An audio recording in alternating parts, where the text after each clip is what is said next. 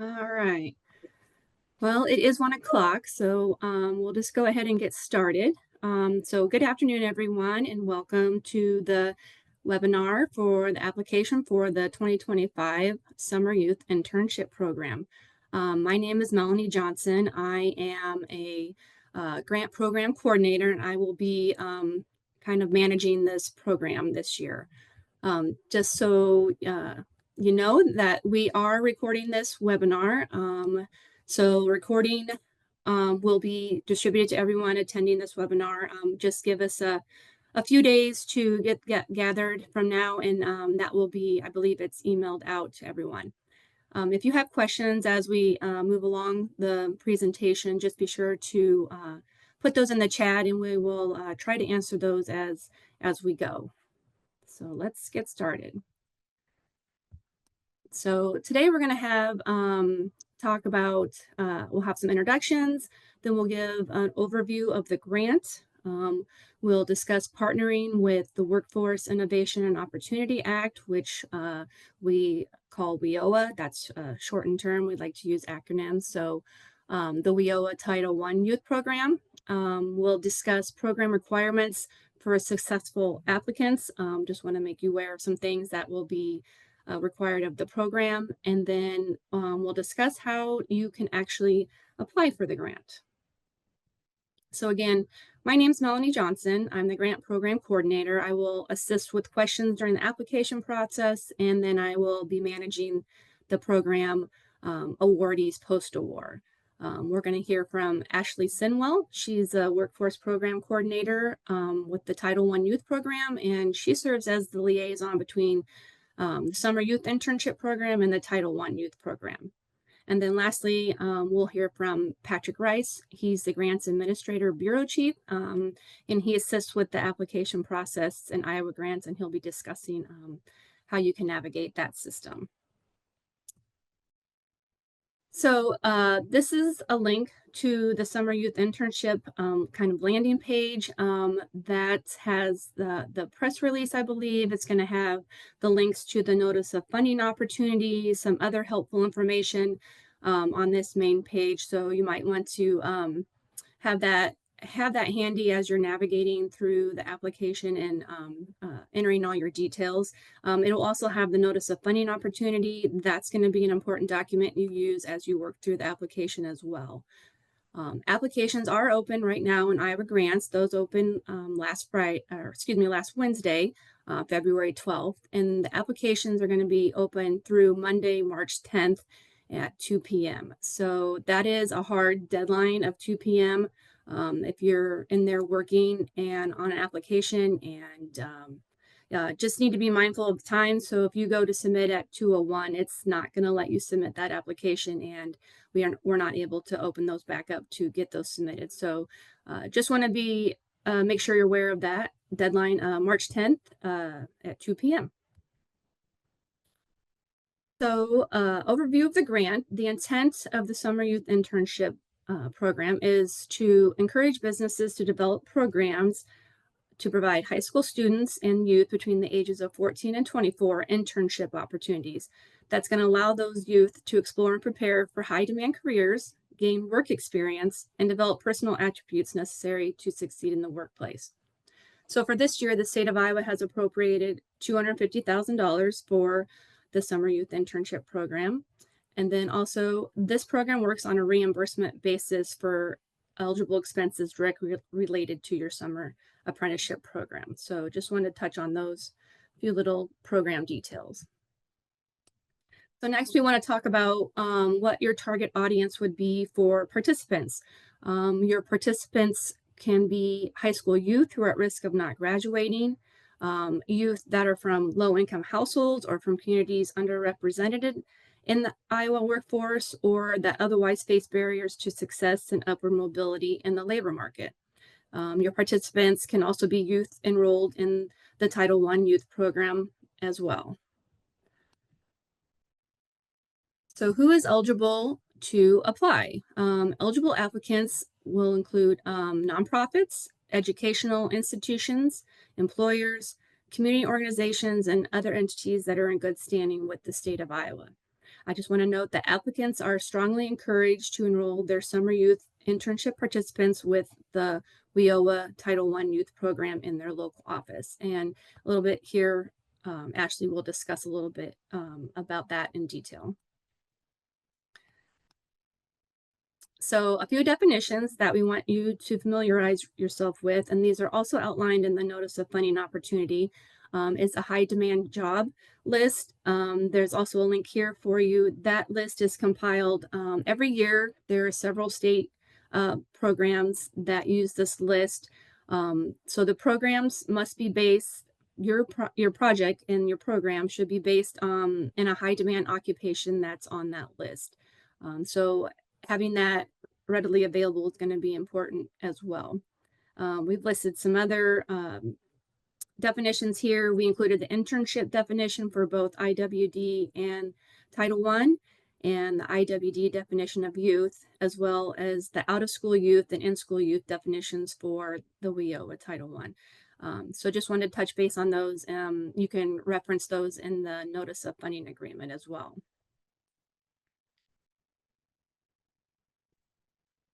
So another thing I wanted to be sure to touch base on is performance measures. So all applications must include performance measures that logically connect your project's goals with the proposed activities. That will include the anticipated number of youth you're going to be serving, the anticipated number of participants that face barriers that we spoke about in the previous slide, the participant target audience slide. Any credentials or certifications that are available for the participants, exposure to new career opportunities for participants, and then anticipated attendance and completion rates for participants. You're going to want to reference Appendix A in the Notice of Funding Opportunity. This is going to give you examples of the specific information your application should contain. The areas covered in there are design narrative, the performance measures, I just spoke about, and then the requirements for your budget summary and narrative. You want to be as specific as possible in your budget narrative. The more detailed information you can provide, the easier job the reviewers will have in determining if your project meets the intent of this opportunity. And then Appendix A also includes the scoring rubric, which is the rubric the reviewers will be using and details exactly what information they will be looking for as they review your application. So again, that Notice of Funding Opportunity is going to be a important document that you have as you work through your application. So at this time, I want to turn it over to Ashley so that she can share with you the information from WIOWA Title I partnership. Awesome. Thank you so much, Melanie. Good afternoon, everyone. As previously mentioned, I am Ashley Sinwell, the Workforce Program Coordinator for the Title I Youth Program here at Iowa Workforce Development. These next couple of slides, I'll be giving some high-level overview information of the Title I Youth Program and talking about the partnership benefits that'll help make the connection to why we are still strongly encouraging applicants to partner with their local areas and co-enroll with the Title I Youth Program. So for those that are unsure of what the Title I Youth Program, you may be asking, well, what is it? And really, fundamentally, the Title I Youth Program is designed to prepare those youth ages 14 to 24. So a little hint, they're in alignment with the Summer Youth Internship Program as a whole with the ages. And we really are helping those youth who have significant barriers for success in employment, post-secondary education, and in the workforce. And we have services to really help support those youth wherever they're at, between academic services, occupational learning services, and really helping to provide those resources to help those youth overcome those barriers to then successfully transition to self-sufficient adulthood and employment here in Iowa. All right, next slide. So really with these Title I partnerships, WIOA or WIOWA has been around since 2014. So not really new to us, but it's just that landmark legislation that is designed to strengthen and improve the nation's public workforce system, primarily for us here, Iowa's workforce system, to help those youth get employment, high quality jobs, the in-demand sectors and careers, and to help the employers hire and retain those skilled workers as well. We did provide a little link here if you wanted to look at our federal legislation on the program, but it is in the United States and here in Iowa as well. You've heard me say time and time again, it's really to empower those individuals with those significant barriers to maximize their employment, self-sufficiency, independence, and inclusion and integration into society. All right, next slide. So as you've heard Melanie mention before, and if you have seen us in years past, we have been strongly encouraging efforts for enrollment into the Title I Youth Program. This year, we did beef up our letter of support into an efforts for enrollment support that our local area contacts do have. So that proof of partnership in that form of a written efforts for enrollment support should be uploaded and attached to the application. And please refer to your notice of funding opportunity for a listing of local area contacts.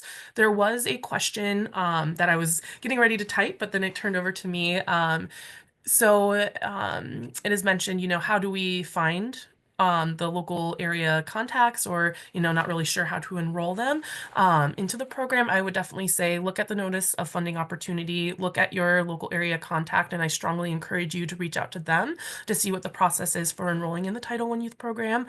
That would be the great place to go. And I will get that in writing from the Q&A form as well, but I just wanted to make mention of that. All right. So, by partnering with Title I, applicants are able to really identify the participants that are most in need and those that meet the intended target audience by the serving like this grant, which the age ranges and everything and eligibility closely match up. So it's kind of a aha, like this is great to blend and braid some of the fundings with all of that. Partnership with our Title I youth program may allow applicants to use Title I funds to cover the cost of items not allowed to be reimbursed with the Summer Youth Internship Grant funds. Definitely be sure to check out with your local area on what is and what's not allowable. In a couple slides, in this presentation later, I'll be kind of talking about some of those services that we have, but your local area contact is going to be the best at, locally what is out there for funding and what they can really help out with. Some other benefits of this partnership can include continuing to support the youth to achieve their employment and education goals after this summer youth internship includes. This program can really be a snapshot in time, but something that's really awesome is with our Title I Youth Program, we continue to follow that youth and their needs and services as long as they're needing our services and to reach their, employment and self-sufficiency goals. So while this might just be a summer youth internship thing, we can continue to work with that youth, provide services and monetary supports with all of that. Now, some things to kind of keep in mind about this partnership. While we are strongly encouraging our partners to enroll with the Title I Youth Program and the Summer Youth Internship Program, it is really up to the discretion of the local area and through the applicant and talking to see if the participants that the applicants are wishing to serve within this grant will be eligible for Title I Youth Services. We really want to make sure that this is a mutually beneficial partnership between both the Title I local area staff as well as the applicants for these programs. So really just making sure you're having that open and communication with those staff members, just because it can get a little tricky dependent on local area funding amounts and targeted populations of youth that they are able to serve.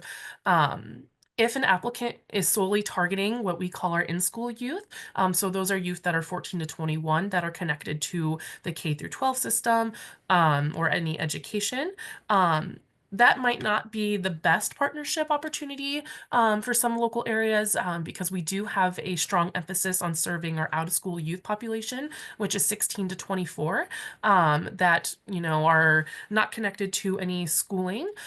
We did, however, get a waiver from Department of Labor for some if local areas choose to elect in it, a 50-50, so they can serve 50% of their funds through in-school youth and then 50 for out-of-school youth. There are some local areas that did not elect to use this waiver, so they would be at that traditional 75-25. So just make sure when you're entering in to conversations with your local area partners, making sure that they are able to support the population of youth that you are really intending to target with all of this. All right, next slide. When looking at our partnership responsibilities, I just kind of highlighted some. This is not, the only type of responsibilities. Excuse me. But when we look at the grant applicant, really that recruitment of the youth to the intended program, providing opportunities connect youth to the Title I staff. When we look at our local area staff in the Title I group, really helping with that Title I enrollment process. There's kind of an application, enrollment, and some eligibility things that we do need to collect along with case management. And providing information to potential participants. Could it be a job fair? Could it be a site visit, classroom visit, what have you, just to make sure there is that sharing of information. And then kind of both, collaboration on partnership. That's really going to be beefed out in the effort for enrollment, letter of support. New this year, we kind of updated that to really provide an amazing framework for both applicant and local areas to really sit down and have that conversation and have that accountability piece in there. What can this really look like, and that division of duties to really beef up this program this year. And then communication on participant progress and supports. Really, we want to make sure that there's amazing conversations and communication flowing both ways. So then not only is this program uplifted between, the awardees, but also the youth are getting the best possible supports that they can through this program. All right, next slide. I think that's back to me then. Thanks, Ashley. So just want to cover a little bit of award information for this. So again, the amount of available funding is $250,000 for this year, and those are state appropriated funds. The maximum award for any award is going to be $60,000. IWD anticipates awarding grants to multiple applicants, and grant awards may vary in amounts determined by the scope of the project. Funding decisions are made as funding is available, and IWD is not obligated to provide the maximum grant amount requested. IWD will seek to maximize grant awards to those programs which demonstrate the most significant programming and project responses, and for those whose projects indicate the possibility of the most significant community impacts. And then again, priority funding will be given to applicants enrolling summer youth internship participants with their local Title I youth program. So a couple of important dates I want to make you aware of. These will come into play as you're kind of designing your program as well, and then if you are a successful applicant. So the first one is the project period, which needs to be a minimum of 6 weeks within the time frame starting May 1 to August 31st. And this is the period where typically your participants would be enrolled in and participating in the program. The award period is a little bit different. That is starting April 1 and again ends on August 31st. So costs can be incurred within this award period. So if you have costs that you need to maybe getting a software or something for your program, you can incur those costs starting April 1. Participant wages are reimbursable within that project period. So participant wages would be reimbursable starting May 1 to August 31st. So then you'd have that in mind. And then again, just want to touch on the minimum of the 6 weeks of the time frame of your program. You can have your program run longer than that. That's perfectly fine too, but the minimum number of weeks for reimbursement is 6 weeks. So the type of award that the Summer Youth Internship Program is based on reimbursement only. IWD will pay out grant funds to awardees on a monthly reimbursement basis after we received completed monthly project reports. And I'll talk about reports here in just a little bit. Advance payments are not allowed, and then there's no match or cost sharing requirement for this program. So speaking on that, we just wanted to move forward and let you know some items that the award funds can be used for and what's allowable to be reimbursed. So you can seek reimbursement for participant wages while they're in the program. And that is for those that complete a minimum of 6 weeks of the program, working at least 10 hours per week. The participants do need to be paid a minimum wage of $12 an hour. You're more than welcome to pay them more than that, but the minimum for the program is $12 an hour. You can also seek reimbursement for compensation to participants as a result of them completing the program. You can use the funds for training resources. That could be a curriculum you need to purchase or a certain software that may be needed for your program. Any supplies and materials, that may be uniforms, computers, tools, PPE per se, and keeping those items in those categories less than $5,000.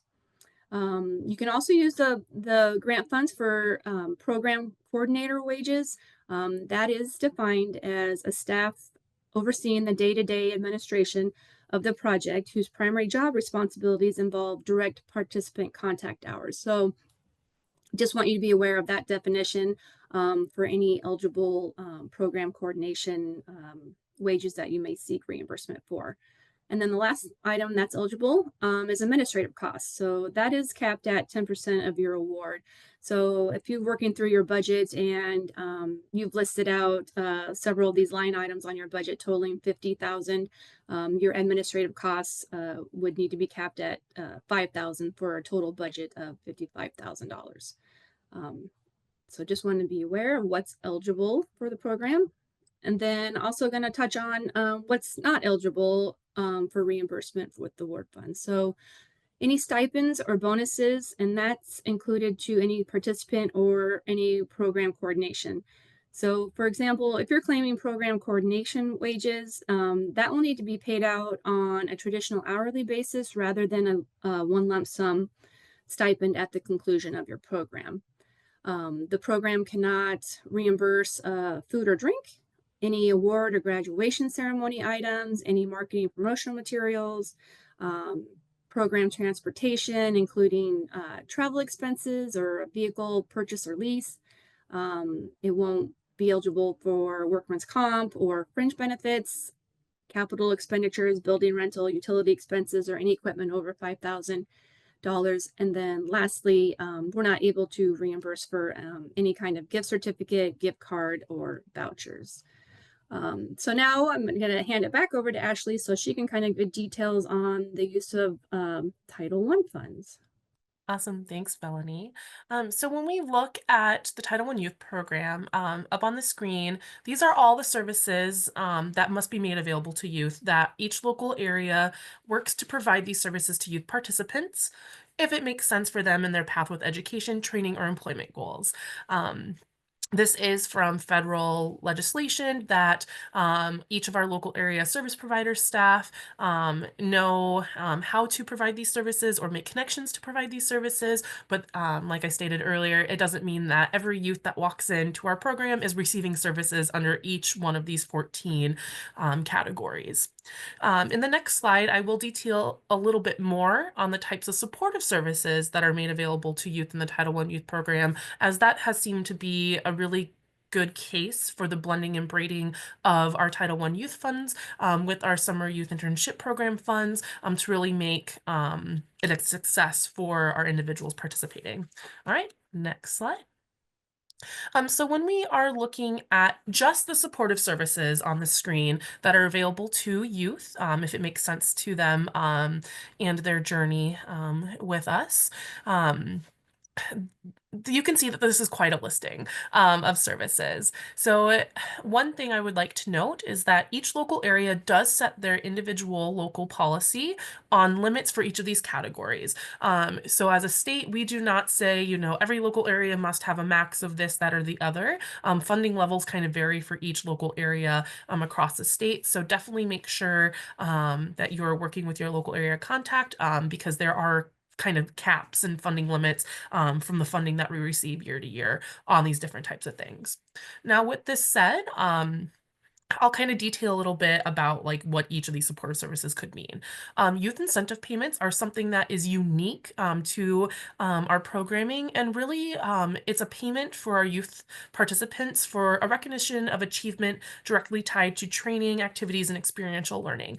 So it's a way for us to incentivize our youth if they're meeting their training and education goals, and help with all of that. Stipends is another supportive services that we have within the Title I Youth Program. And these funds can be used to assist a youth participant with additional or subsistence cost that's incurred by participating in any of the elements services that were on the other slide, to help them reach their goals. Dependent care, if there's any youth that are in these programs that are needing help with any dependent care or child care from taking away, to participate in this program, that's something that our Title I Youth Program for eligible participants can help out with. Transportation assistance is huge, one that I think we see a lot in our local areas, helping to support the cost of transportation necessary for the participant. And activities and services to get into and from, and those types of things, and setting up. Um, Potentially healthcare assistance for referrals when lack of assistance can affect their ability to obtain or maintain employment. So we can help with some payments, but like I said, everything's very detailed locally. So make sure you're in connection with your local partner. Clothing, depending on if there's some of these internship programs that may need some clothing assistance, and we have eligible youth participants, we can help with some of the costs associated with that. Tools are allowable as well under some expenses. Any financial assistance, payments to service providers or vendors on behalf of a participant. It could be used for an emergency financial need, miscellaneous services, funds towards bonding, if occupational requirement, legal aid, or additional allowable costs as detailed in local policies. We can help with some educational testing, some needs related payments, and so on and so forth. So definitely I would check with your local area contact to verify the use of these eligible funds, and how that would kind of look like in a partnership. All right, next slide. Ashley. Yeah, so we've covered quite a few eligible expenses with the two programs, so that's Yeah. awesome. So moving on, just another item that I wanted to make potential successful applicants aware of is a procurement policy. IWD will require successful applicants to provide a copy of their procurement policy along with their executed agreement. So what the procurement policy does is basically it ensures the best value when purchasing business-related products and services, and to help minimize fraud, waste, and abuse in purchasing. IWD does have a procurement policy template that can be provided upon request. However, it is you as a successful applicant's responsibility to consult with legal counsel to determine any specific rules or requirements that may apply to your individual circumstances. And then another slide here just on procurement policy is briefly just wanted to touch on some things that should be outlined in your procurement policy, is these types of purchases and how those will be handled. So for a micro purchase, small purchase, and then what your policy would be for items purchased $250,000 or more. So basically just wanted to give you an idea of what's going to be expected if you are awarded funds. So give you notice up front. So then also this program does have reporting requirements. So the next few slides is going to discuss about the reports that will be required and what will be asked to be gathered. So again, just wanted to make you aware of what information we're going to be asking you to capture as you work through your program. So the first one is the participant report. It's basically gathering information on all your participants, their name, their date of birth. We just want to make sure they're in that frame of the 14 to 24 age group. We're going to request an executed agreement between the employer and the participant, and that agreement should include the hourly rate, the work hours, and their job duties. And then if the participant is a minor, the grantee will be required to get that participant's parent or legal guardian signature as well. And then also in that participant report, would like to see documentation of, again, that Title I youth program participation and any attempts for enrollment. So any of these reports that I am discussing in the next few slides, we will have a template that we will provide to you. It's not something that you will need to draft and prepare on your own. So that's the participant report, and that is going to be typically submitted along with the first monthly report.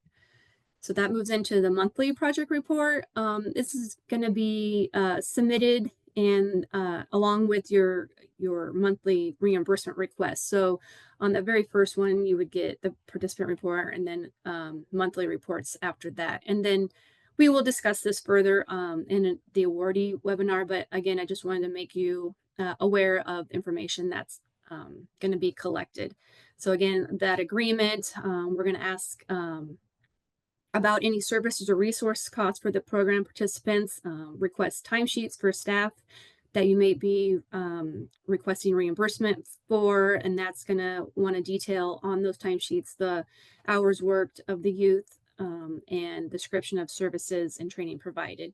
The number of youth you served during that time period or that month, the positions of the youth, and then availability of grant funds. And then any certifications and credentials earned by the youth. Again, monthly reports must be submitted and approved prior to the approval of any monthly reimbursements. No funds will be dispersed until the monthly reports are reviewed and approved. So then the next report and the last report that we have would be the final project report, and that's a cumulative report due toward the end of your program. So that would be through the August 31 date. So it's going to basically recap your program in a whole. So capture the state funds you received. We want to know the number of employer partners, educational institution partners, nonprofit partners that you had during that period, partnership activities and responsibilities, the number of youth served by the program, served by the number of youth that are identified as at risk for not graduating or facing multiple barriers, the number of youth that completed that program, and then the attendance rate. Here's just another slide of more of the final project report. This isn't the full list. The full list is listed out in the notice of funding opportunity as well. But again, just wanted to give you a heads up of what would be captured. So then kind of continuing the number and the hourly rate of the youth, any credentials or program certifications attained, and the number of participants earning those credentials or certifications, and then any program elements incorporated into the program, like on-the-job training or financial literacy education that you may have provided during that time. So then I also spoke on with the monthly reports, the reimbursement request. So the reimbursement request will be a form that will come from IWD or an expense tracker that will be provided, and we'll also discuss that in the awardee webinar. But again, just want to make sure you're aware of what documentation would be required of that if you were submitting for reimbursement claims. So we're going to need, proof of purchase, which could be in the form of a receipt or an invoice. Proof of payment, which would be front and back of a clear check. If you wrote a check, if you used a bank or credit card, we would need to see that statement with that line item posted. If you're submitting for reimbursement of wages, we're going to need to see proof of payment of those wages in the form of an employee pay stub or a pay registry. We're also going to need to see timesheets if you're requesting reimbursement for wages. And then again, the employee contract agreement, which we should have on hand at that time. Let's see, is there anything on this one?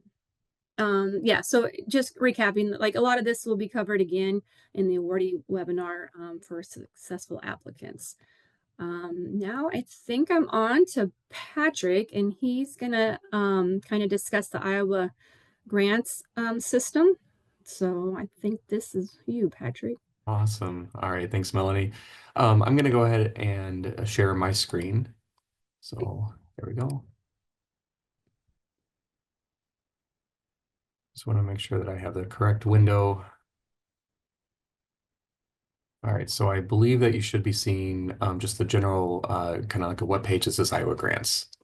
Yes. Correct. Awesome. Okay. So, hi everyone. My name is Patrick Rice. I'm the Grants Bureau Chief for Iowa Workforce Development, working with Melanie on providing this opportunity to you. Just to quickly go over how the Iowa grant system works, this is where you would submit your application. So, if you're not familiar with the Iowa grant system, this is hopefully going to be beneficial for you. If you are familiar with the Iowa grant system, sorry, you get to listen to me talk for about 15 minutes, but um, the easiest way to access the site is just Google or go to any browser and just type in iowagrants.gov. You can see at the top of my screen here that I just did a search for iowagrants.gov and scroll down. The first thing that came up was the iowagrants.gov website. So you can go ahead and select that link. And then once you open up that link, it'll take you to the Iowa Grants homepage. Now, if you are familiar with the IO grants system, you would just go ahead and select the click to access the single sign-on tool as your login screen, and you type in your password, your username and password. If you don't have a username or password, so you don't have an Iowa Grants account, or you have forgotten your password or whatever it may be, I would strongly encourage you to go to this new login process section, and you can either download the text version or you can watch a 3 to 4 minute video of how to set up a new account in Iowa Grants. It's basically like setting up any other account if you've ever done any online shopping. It's going to ask you for type in a username, type in a valid email address, create a password. It has some criteria that you have to meet for your password, just like anything else. I don't think it asks you to select any windows that show a school bus or anything like that to validate that you're not a robot, but it will ask you for a valid email. And then it will send you an email to confirm that that is your correct email address. So encourage you to do that process as soon as possible if you do not have an Iowa Grants account, because it is a manual process on the back end. It's not myself, but it's another individual that actually goes in and approves each of those new account requests. So I don't want you to get delayed on creating a new account, but this video walks you through those steps. You can also download the text version if you would like to do that instead of watching the video. Again, if you have your account and you have your password, you can click the sign on tool. Again, it's just this top blue button. Once you access the account, it'll ask you to, or access this link, it'll ask you to type in your username and your password, and then you will come to the home screen. So this is what your home screen should look like on iowagrants.gov if you're logging in. And then if you scroll to the left side of your screen, you'll select funding opportunities, which is on the left hand in the ribbon on the left hand side. So again, I'm going to select funding opportunities, and it'll pull up an entire list of all the funding opportunities from the state of Iowa, not just workforce development. You won't see any of the test options. You'll only see the green posted options. So since this opportunity is through workforce development, sorry for my scrolling, but I'm going to scroll all the way down because workforce starts with a W, which is at the end of the alphabet. And you can see that we're the last opportunity on the site currently. So workforce development is the agency, Future Ready Iowa Summer Youth Internship Program. So that is the opportunity that we're looking for. That by far is the easiest way to access this information. Again, just go to funding opportunities, scroll to the bottom of the screen, and we're currently the last opportunity posted. So I'm going to go and select Future Ready Iowa Summer Youth Internship Program, and it'll pull up some very general information about this opportunity. Okay. This by no means is the full notice of funding opportunity. This is just some highlights. So you can scroll through this main page and just you'll notice a lot of the same information that Melanie's already delivered is just reinforced here. You can see that the webinar, we're currently at Thursday, February 20th right now. You can see that the final application deadline is March 10th at 2 p.m. She stressed that 2 p.m. mark. You can still be in the system at 2 p.m., but if the clock rolls over to 2:01 or 2:02 and you're still now just trying to submit it, it's not going to let you submit it. So just be like Melanie said, be very aware of the time if you're right up against that clock. It has the information about WIOA Title I partnership. It talks a little bit more about the project and award periods, the uses of fundings, what's eligible, what's not eligible. But the most important pieces that I wanted to call out here are these 4 attachments at the bottom of this page, okay? This is sometimes overlooked. Again, all I've done is go to funding opportunities. I scroll to the bottom to get to this Future Ready Iowa opportunity for Summer Youth Internship. And I've scrolled to the bottom of that 3rd page, and now I'm at the 4 attachments. You can see that there's a blank W-9 template. There's a list for the high demand occupation list for 24-25. You can see the 2025 Summer Youth Internship full notice of funding opportunity and also the budget form for this grant, which is Appendix B. Okay, I would encourage you to go ahead and access these 4 files, download them, and save them to your file or to your desktop so you have readily have them accessible. It's just select the link and download to your computer. Save it as a file, a PDF, or an Excel. But sometimes we get those questions of you can't find the budget spreadsheet or you're looking for the high demand occupation list. It's at the very bottom of the main page for the opportunity. Okay, so I'm going to scroll back to the very top. And now that I have looked through this notice of funding opportunity, I have everything ready. I'm ready to start my application. I'm going to select the green Start New Application button, which is in the top right-hand corner of the screen. And it'll pull up some information just saying, what is the title of your application, who you are, what's the name of your organization, and maybe an email address. So very general information. It's just basically getting the contact information started. I've already done that. I've already started a new application. So, and I've gone back into the system. I've saved it. So now you can see that I have a test application where I have started it, but I've saved it, and then I'm logged out of the system. Now I'm logged back into the system, and I'm ready to edit it again. You can see that my test application is in editing status. So I'm ready to open up that unfinished application and start it. So I'm going to go ahead and select it, and it's going to open up where I left off. You can see that I basically entered some very quick information and nothing else. Okay. In order for me to start editing this application again, I have to select the green Edit Application button, which is at the top right-hand corner again. So I'm going to select that button, and it's going to open up 7 different categories of this grant application. Okay. Now, when I say 7 categories, that seems like a lot. General information, you can see it's already completed. The general information tab or section is just literally the title, the name of the business that is applying, and then your contact information. So very quick information to be entered into that piece. The second section is called minority and then minority impact statement. So I just selected that. It's going to open up a couple questions that I need to answer. If I'm ready to answer these questions, I'm going to select the green Edit Form button on the upper right-hand corner. So if you're not familiar with, or if you're getting confused on how to open up something, usually it's that green button in the upper right-hand corner that you might need to select to open it up. So you can see now that it's opened up these buttons that I can select yes or no on. I can also type my name. So I'm going to go ahead and just type my name real quick. And well, you get the idea. not title, but, and then I'm going to select Save Form. Okay. Once I select Save Form, you can see that I just typed my name in there and now it's saved. Previously, I didn't have any information in that section. Now I've saved it, and my name is there now. Okay. So now I'm going to go back to the top, and you can see that that linear list that we had earlier, where we had the general information, minority impact statement, those type of things, it's no longer available to me. I can go back to app list.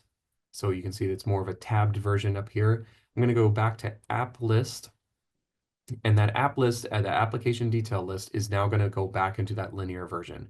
We were just in that minority impact statement, and now I'm going to go to the cover sheet general information section. Again, it's going to open up the pieces of information that I need to edit. So I'm going to select the green Edit Form in the upper right-hand corner. It's going to open up the fields that I can now type information in. So I can type my name, title, organization, again, just that general contact information, congressional district maps, those type of things. I'm going to go ahead and select Save Form. even though I didn't type anything, I'm just getting into the practice of save form. And now I can go back to that app list tab and you see that linear version, or you can see that these tabbed versions is just a mirror image of that. It's just in a different layout. So that first section was that general information section. We saw the minority impact statement. We're currently in the cover sheet general information. The next 4 sections I can just navigate by using the tab. So I just selected the executive summary tab. Same thing, click the edit form, and it'll open up the text fields for me to enter this information.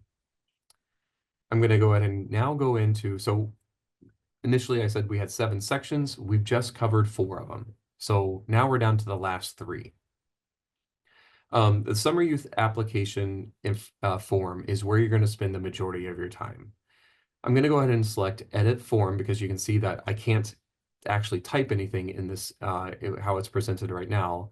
So I'm going to select edit form, and it's going to open up the text fields that I can now type my information in. Okay. Now, if I you can see that I have 15,000 characters left in this section for me to type.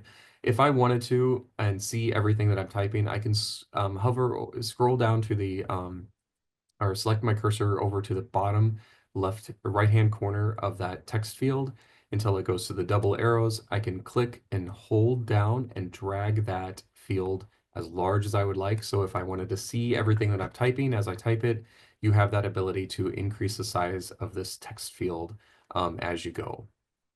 Okay, you'll see that there's a section for project need justification, high demand occupations. We're asking you to identify the high demand occupations that this internship will support. And then we go into the project and design narrative where we ask about the activities and goals. We have on the job descriptions here, what are some of the certificates and credentials and licensings that you'll that hopefully the participants will be receiving. Again, I can click and hold and drag that text box as large as I would like. There's also, just calling this out again, that character count limit at the bottom as well. Okay, so you can see that in this section, the Summer Youth application form is really where you're going to be submitting most of your information about your activity, okay, or about your proposal. So I'm going to go ahead and scroll back to the top.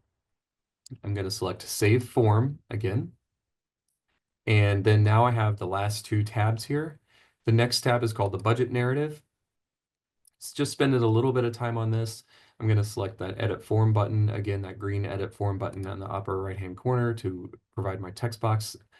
In the budget narrative, we are asking for a paragraphed narrative description of your expenses, okay? We're not necessarily looking for just a kind of a spreadsheet of supplies, $5,000. We want to know what those supplies are. So in a paragraph version or paragraph form, explain and expand on when we say supplies, what do you mean by supplies? Well, that might mean boots, that might mean hammers, it might mean insect nets, it might mean we got to purchase 6 new saddles for the horses or whatever it may be. You can add amounts to those different supplies. You can see that there's an example down below here where we say, along with your paragraph explanation, we would like to see some information about your expenses listed out as well. So please be sure to provide as much detail as you can to explain your budget to us, so we don't have any questions about what those expenses might be going to. Okay, I'm going to select Save Form. And the last one we have to look at is called the application attachments. So I'm going to open up that section, and you can see that in this area, all I'm going to be doing is basically attaching a document. So I just select, I'm going to close that out and do that again. I just select the budget spreadsheet. It's going to ask me to upload the file. Now the budget spreadsheet template, remember, is on the very first screen we saw at the bottom of that in the notice of funding opportunity. We had the blank W-9, we had the high demand occupation list, we had the full notice of funding opportunity as a PDF, and then we also have this Excel document, Appendix B, which is the budget spreadsheet. You need to download that form first, complete it, And then this is where you attach it to your application. Okay. Just like you're attaching something to an email, you would select the file. You can add a quick description to it. You click save file. There's nothing there, so I can't save it. So I'm just going to hit cancel. You can see that the one piece that is required is the W-9. So be sure to submit a completed W-9 with your application as well. Okay. And that is the kind of walkthrough through Iowa Grants. Again, if you already have an account, you can go in. Maybe just it'd be beneficial to go ahead and try to log in to make sure you remember your password, and if not, then you can get that reset. If you haven't created an account, please go ahead and do that now. So that way that piece is taken care of, and you're not held up against the deadline waiting for somebody else on the back end to approve your account. So I'll turn it back over to Melanie. All right. Thanks, Patrick. Let's see. Hopefully you're seeing my PowerPoint again. Not yet. Okay. There we go. There we go. Yeah, so then I just have a couple quick links here to, there's a link to that YouTube video that Patrick talked about, and then another link for instruction guides. That kind of was similar to the text. It gave is giving screenshots and instructions on how to kind of go through the whole system as well. So let's see here. I think I got one more slide here. So I just included a couple of links. This is the landing page for the Summer Youth Internship Program. Again, how to log into Iowa Grants, and then the iowagrants.gov application site. And then the last one is just my contact information. Again, I would strongly encourage you to download or print out the notice of funding opportunity, because that does list out the scoring criteria and what the reviewers are going to be looking at when they review your application. So I just want to thank everybody for being on here. And if you have any questions, just feel free to email or give me a call. Thanks, everybody. Hey, Melanie, can I jump in real quick? Yeah, absolutely. Yeah, I know we've gotten a lot of questions about how do we find our local area contact. If you go to the Notice of Funding opportunity, or NOFO, you can find it on the workforce.iowa.gov website under the Summer Youth Internship Program. On page 3 of the NOFO, you will see a list of the local areas and the contacts listed there. If you are unsure of any of that, you can always send me an email, ashley.sinwell@iwd.iowa.gov, and I can help with some of those local area things with that. I also just wanted to make a quick mention that if you are really interested and strongly excited to partner and try to see how that would work, definitely make sure to reach out to your local area contacts early, just because it will take some time to really figure out what that potential partnership could look like. And then, through the process of the efforts for enrollment section in the letter of support, and then hopeful approval from the board chair, because there are some signatures and things like that that we will need to get on that. And along those lines too, just make sure that you are in strong communication with your local areas, as we want to make sure it's mutually beneficial. Sometimes partnerships may not work out, and you can find that out through conversation, but really just encourage, that it's mutually beneficial. And some things, depending on funding and things like that, might not be able to happen, but definitely strongly encourage those conversations. All right, Melanie, that's all I kind of wanted to hop in and say. Awesome. Well, thank you. And I think we're gonna, compile the Q&A too, and we'll get that out to everybody too. So, yeah, I think that's all I had. Thanks, everybody.